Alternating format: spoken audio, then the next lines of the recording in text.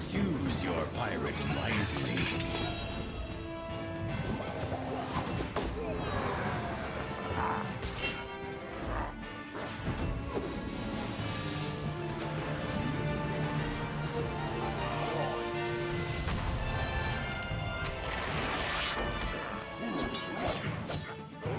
Your choice determines your fate. You can play free at Pirate101.com with a parent's permission. Rated everyone 10 and up. Hello everyone, this is Pluto here. Welcome back to another video, and in this video we're going to be ranking the Pirate 101 classes from worst to the best. So before this video starts, if you can please like and subscribe, it helps me out a lot. It keeps me motivated to make more videos for you guys. I just wanted to preface this video real quick. So unlike in Wizard 101, every class in Pirate 101 is good in their own way, and you really can use any of these classes. Every class has their own benefits to them, and really any class is good. I also do want to preface this is also a PvE tier list, or I guess ranking. So if you are expecting to see me rank them based on how good they are in Pirate 101 PvP, which is I think the most dead activity in both games. I mean, no offense to any pirate PvPers, I find it very interesting. I do actually like watching pirate PvP. It's just not many people do it, and I have no idea how the classes are in PvP. All I know is Witchdoctor's bad. I'm not qualified to speak on that, so I'm just going to get right into the video. I do want to say one more thing. I'm basing this off of 3 main factors here. Number 1 is questing experience. Most of the game you do is questing, and there's probably a lot of whiz heads watching the video that are probably thinking about getting into Pirate 101, and they want a video that's like, what pirate is the best to choose for like starters. So I want to go through like some of the better options to start with, and just the overall generic questing experience. Another factor I'm basing this off of is strength at the max level. Max level is where a lot of the content is, and especially content being added currently is at the max level, so I want to try to assess them where they are at max. And then another thing is just their general ability in combat, like how good are they in combat? Do they do well? Do they struggle a little bit? Do they kill effectively? Are they quick at questing? Do they die? Just general stuff like that is what I'm basing this list off of. So without further ado, let's get into the rankings. So everyone saw that I was on my Witchdoctor for the intro today, and of course that means at number 5 we do have the School of Witchdoctor. Now, don't get me wrong here, Witchdoctor at max level can be very good for farming, especially if you have a group. You know, you got the Mojo Storms. Let's open that up real quick. You got all your powers. You got your Mojo Storms, you got your Morn Songs, your Jobu's powers. Even Mojo Reaver and Mojo Blade are very, very powerful. You got a lot of spells at your disposal that you can use, and they genuinely do quite a bit of damage. That's a lot of damage. So the problem with Witchdoctor comes in your low health. Now, Witchdoctors have very low health, especially when questing. I remember when I was questing my Witchdoctor and I was in Aquila, I died a lot. I died probably at least every other, maybe like 4 or 5 fights. I was dead, and every single fight in Aquila that I remember, and in like a lot of other worlds like Marleybone and Mushu, I would always lose at least one companion, which doesn't seem like a lot, but in Pirate 101, when it costs like 20,000 gold to revive a companion, it's pretty bad. And this is just me using, like, you know, the standard Witchdoctor companions that everyone uses. You know, you got your Old Stratch, your Mormo, and you probably got your Torcarius. Now, this is me using all of the Witchdoctor companions that I had access to. Plus, I was using, like, you know, I was using Rapier. I would use El Toro occasionally. I would use, where's Bonnie? I would use Bonnie quite a lot. Canpo, you know, Gracie sometimes. I would be using a lot of these companions, and every fight I lost at least one. And this is kind of a problem with the Witchdoctor in particular, is that, number 1, you have to use Stratch. If you don't use Stratch, you don't do damage.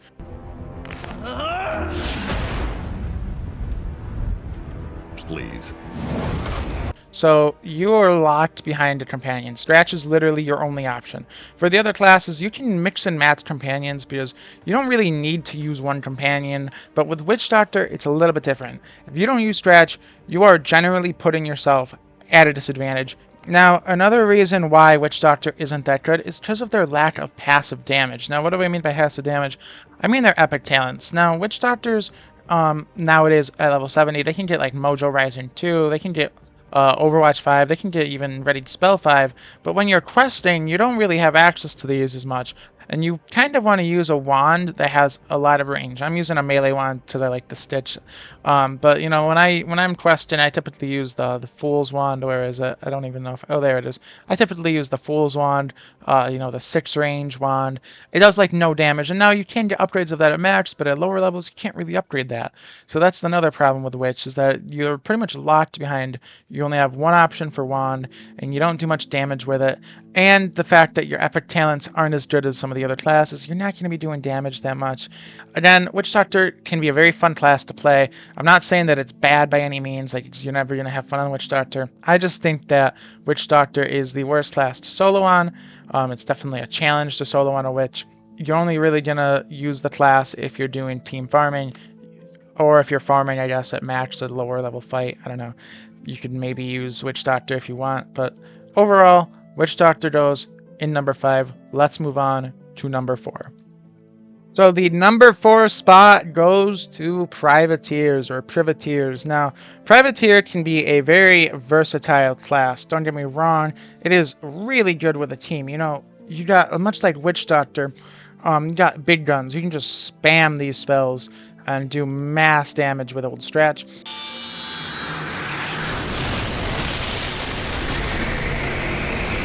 And what makes it a little bit better than Witchdoctor is that this is infinite range. You don't need to use like a high range weapon. I use this for my stitch, but I have a bunch of different weapons. I have the Craven Blade, I have the Radiant Tackle, I have a few different options. I don't have Bloodhook. I do need Bloodhook.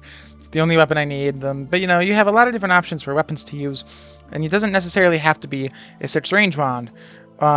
Another reason that makes Privateer very good is that they have a lot of access to buffs. I really like using Valor's Rampart. It gives my companions a very good team absorb. You know, Blast of Discord is always a very fun ability to use. You have First Mate's Boon, which adds weapon power to a companion. Focus Fire, which makes it do more damage. You just have a bunch of different options. You know, Battle Zeal. You got Enduring Discipline for the crit.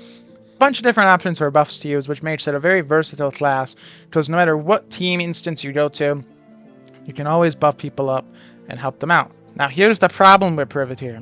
Privateers suffer because they're really only good in the team. Much like Witchdoctor, Privateers can be very helpful in a team, but when you're soloing on a Privateer, good luck completing the game in a time-efficient manner, because when I was questing on Privateer, which was, by the way, I was duo questing 2 Privateers with my brother, we took forever to complete the game. We were stuck in Marleybone for so long, Aquila for so long. It was such a struggle. And yes, maybe part of it was because we were using story companions, random story companions. You know, I was using Wu-Tang, March, Bonnie, El Toro. I was obviously using my Dragoon dude, Old Stretch. I was using them all randomly, which definitely did affect my questing speed. But I think everyone generally that quests Privateer does have a general consensus that it takes forever to quest. It's a problem because if you're taking forever to quest, you're not going to have much fun, and you're more likely to quit the game sooner.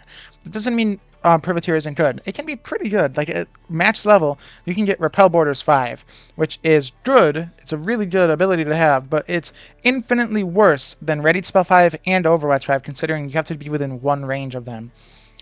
So all in all, much like Witchdoctor, Privateer just gets the short end of the stick on Pirate. It's a fun class. You can have fun playing it. There are definitely benefits to playing it. You know, you got like I said, you got these hits, you got buffs, and you also get like access to heals, your team heals, right?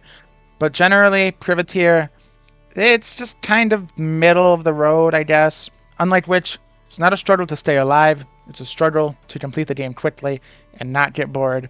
But yeah, overall, I'd put it at number 4. Let's move on to number 3. So in at number 3, we do have the Swashbuckler class. Now, these next 2 classes, I won't spoil the next one after Swash, but those next 2 classes are very hard to rank, as both are very, very good and have a lot of benefits, and they also have a couple drawbacks that do hold them back. So these next 2 classes are kind of interchangeable here, but I do put Swash a little bit below Swashbuckler is great. It's a really fun class to play. If you're starting the game off, I would totally recommend starting with Swashbuckler. You'll have so much fun playing this class. It's very easy to understand. Literally all you do in this class is you hide, and then you assassin strike, or you sneak attack, or you backstab. You do that, and if you're in a hard fight, you can hide, and then you got your poisons. If you use Stratch, which I don't even know if my Stratch is leveled on this guy. I don't even think he is. Wait, let me see. Where is he? Oh yeah, he is leveled. You use Stratch. You can use Stratch with a poison. You have a lot of different options to do on this class. You can also have Riposte, which is like your bread and butter. Riposte 3 is extremely powerful on this class. Riposte 3 plus Hide, you can end up in a immense chain that can really, really be helpful while questing. It's super powerful class. You do a lot of damage quickly. Now here are some of the drawbacks. As you'll notice, Swash is very low health, so if you're not dodging, you're going to die quickly. Now how do you dodge on a Swashbuckler? How do you get Riposte 3? Riposte 3 is only available to max level pirates unless you have a pet that gives you it. Now I'm not using a Riposte pet because I'm max, but see, I was using this pet for most of my questing, Riposte Relentless. I was using this pet to do Riposte 3, but if you don't have access to a Riposte pet, you're only going to have Riposte 2 until you're level 70. Now that can be a problem for people questing.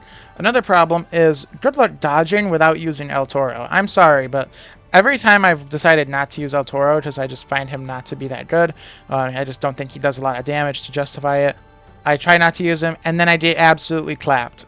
You need to have this Spirit de Corpse. Now what you can do is you can get a weapon that gives you that, but again, you have to be max. Or you have to use El Toro, which just generally just brings the class down because pretty much just only 2 of your companions are going to be doing damage, and El Toro is kind of just there to buff. Now El Toro can be pretty good. He can chain sometimes, but not nearly as much as, Fan Flanders. I bought Rodolfo, but Rodolfo chains quite a bit. Who else we got? We got Contessa. We got Sarah. You got a lot of options here. Another downside I've noticed with the class is at max especially, enemies have a lot of dodge.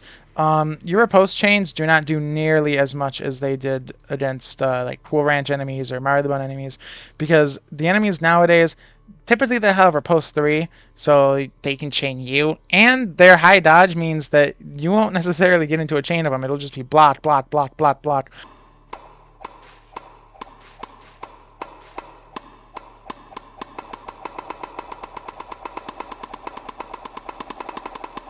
Over and over and over again, which means you generally just do no damage. Another problem is a lot of enemies also have First Strike 3, which literally sees through your hide. So your hide is rendered useless, essentially, in that scenario, too. So a lot of Swashbuckler's abilities have just become not very good, which is why people have turned to using Hybrid. And Hybrid Swash can be pretty effective, can be pretty good. But the problem with Hybrid Swash is you do need a pretty good pet. You do need I think like a burst fire pet or a double tap pet to really pull that off effectively. I've been trying to make these. I have a couple double tap pets. I don't know. I just kind of like my melee Swash. I like these. I like the Stitch, even though it's not my best weapon. I do tend to lean towards the Armada Blade because I don't have the Burns Blade yet. It's sad. It's a sad world we live in, but maybe one day I'll get that. But yeah, all these factors that match just play into why Swashbuckler does get a little bit shorter than number 2. Yeah, it's still a really fun class. Definitely try out Swash. I would totally recommend doing it. You'll have a lot of fun questing through the game. You'll do so much damage. You'll feel like so powerful for most of the game. And you have some pretty cool animations. You get some really cool looking companions. I mean, just look at like Sarah Steele here. You can't even deny that she looks like a freaking badass. Look at Fan Flanders here. Like, they look awesome. Swashbuckler's companions look awesome. If you get Milo, he literally looks like George Washington out here. Look at him. Awesome companions, super fun class. No, I'm in no way dissing Swashbuckler. I just don't think it's as good as number 2 and number 1. Speaking of, let's get to number 2. So in at number 2, we have Buccaneer. Now, Buccaneer has problems just like Swashbuckler, which means it's very hard for me to put it above it. It was such a hard decision to rank Buck and Swash, as both of them have very good advantages and some pretty noticeable drawbacks to them. But I do give Buck the narrow edge for a few reasons. Number one, Buccaneer has some versatile companions. Now, this is also kind of a drawback with Buccaneer, is you have to kind of be good at using companions. Peter Quint is an absolute god.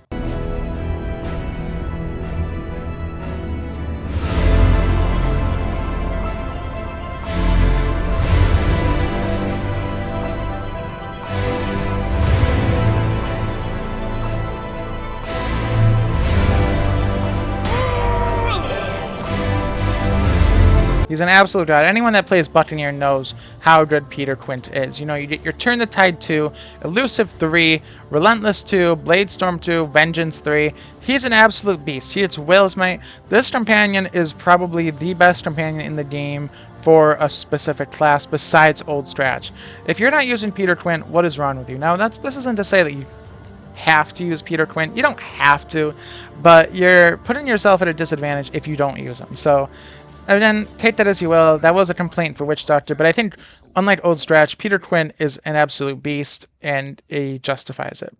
Another companion that is, I think, pretty good on Buck that everybody gets is Kobe Yojimbo. I think Kobe's actually kind of underrated. If you get him, like, you know, you can upgrade his first strike or riposte. You can do whatever you want with him. I like to have him be chainy, you know, but he's actually kind of good. You know, you get your little Swashbuckler stab, which reduces strength, which is very good against Buccaneer enemies, which is something that Buccaneer struggles against because, you know, you get your Will's Might, you get your strength buffs. They don't really work as well against other Buccaneer enemies, so if you use Kobe against Buccaneer enemies, you get your minus 50 strength, very good ability. You can start critting on them. You also have Super Strike, and you have a bunch of chain epics. Kobe is a very good companion to do, or to use. Another option is throws Rapid. You have your General Taint companion. You know, you get Hold the Line 3, Repel 3, Bladestorm 2, Turn Tide 2.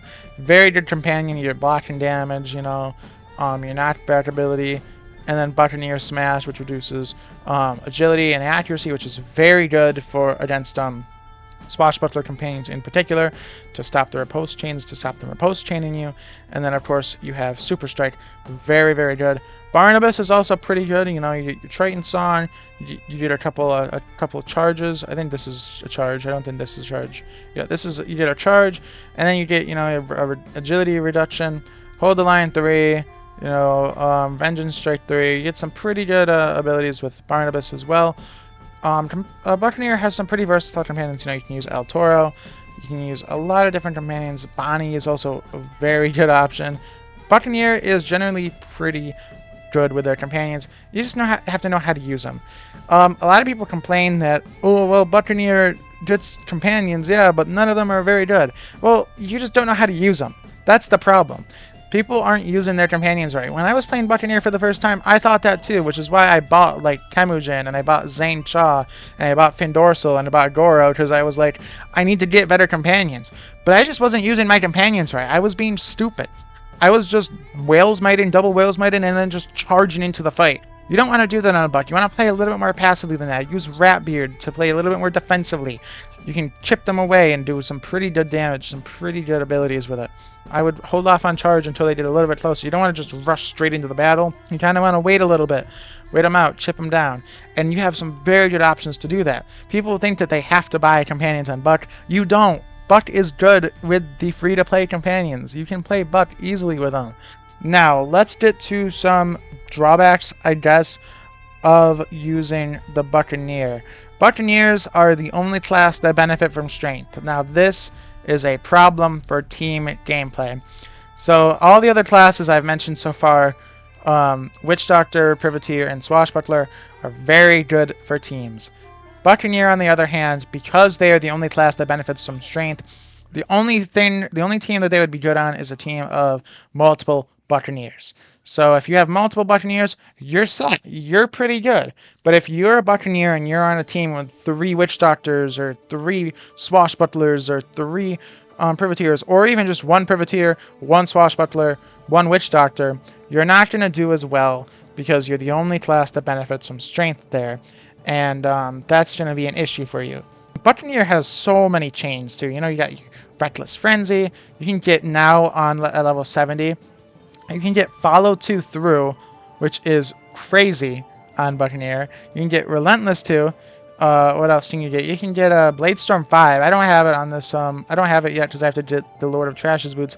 But you can get Bladestorm 5, which is insane. Buccaneer is really, really good. If you want to play the game kind of mindlessly, I guess you can pick Buccaneer. Very good class. Yeah, that's why I have Buck at number 2. Let's move on to the number 1 best class in Pirate 101.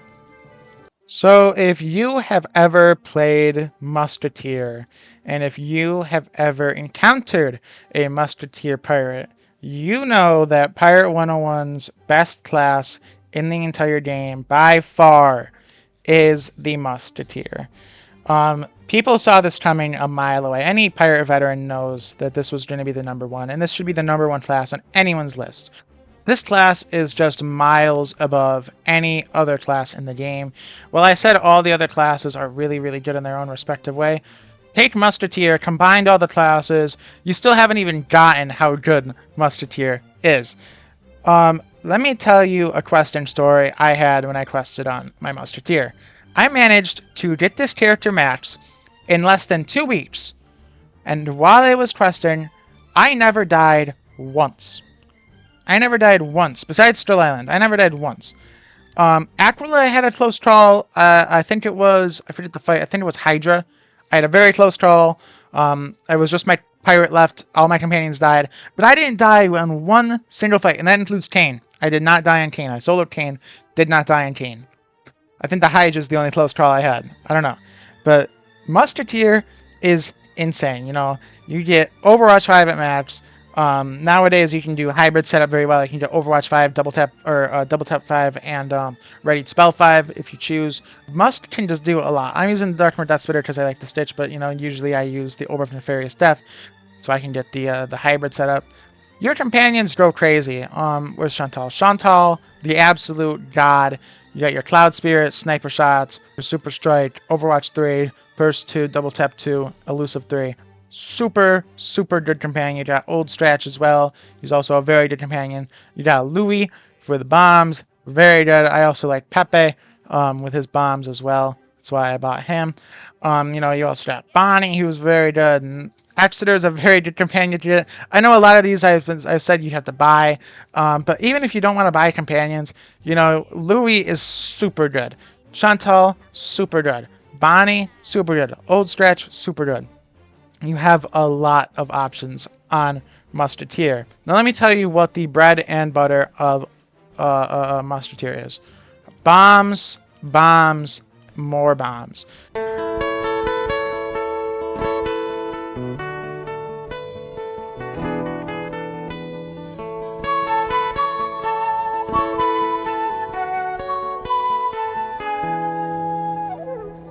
Here comes the sun, doo-doo-doo-doo.